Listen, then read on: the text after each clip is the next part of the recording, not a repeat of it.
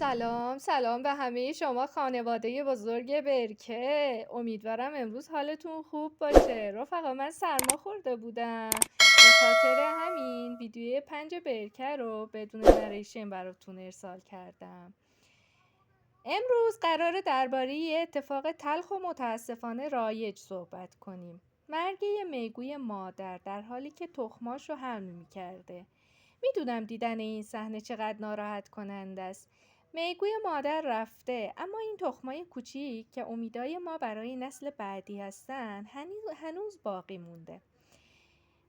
سوال اینجا پیش میاد، آیا شانسی برای نجاتشون هست یا باید تسلیم شیم؟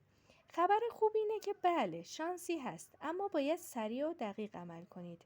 این ویدیو دقیقاً راهنمای نجات اضطراری شماست.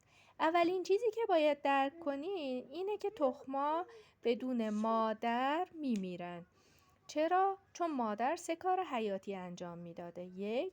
اکسیژن رسانی. دائم با پاهاش آب رو روی تخما تکون میداده تا خفه نشن. 2. ضد قارچ بوده. با ترشحات بدنش از تخما در برابر قارچ ها محافظت میکرده. 3. تمیزکاری. تخمهای مرده یا آلوده رو جدا میکرده. حالا که مادر رفته، ما باید این وظایف رو به عهده بگیریم. اینجاست که نقش شما شروع میشه. اولین اقدام چیه؟ تخم‌ها رو به آرومی و با دقت از بدن مادر جدا کنید. این کار با یک موچین یا پنس انجام میشه. بسیار مراقب باشین که تخم‌ها آسیب نبینن. حالا نوبت ساختن دستگاه نجات اضطراریه. شما نیاز به یه تخم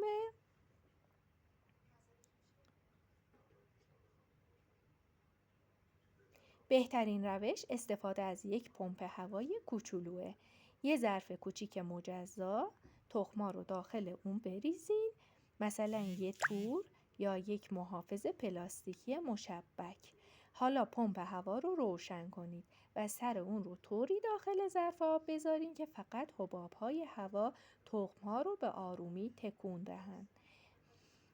این حباب‌ها نقش پاهای مادر رو بازی میکنن که 24 ساعت آب رو دور تخم‌ها به جریان میندازن.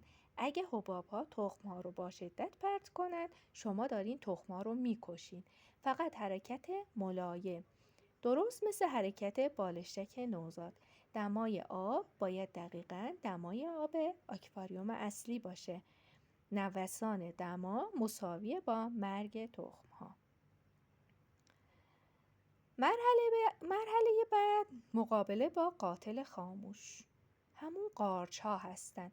از آنجایی که ترشحات محافظتی مادر از بین رفته، تخما آسیب پذیرن. راه حل کمکی چیه؟ اگه در دسترس دارید، استفاده از یک مقدار بسیار کم متیلن بلو هست.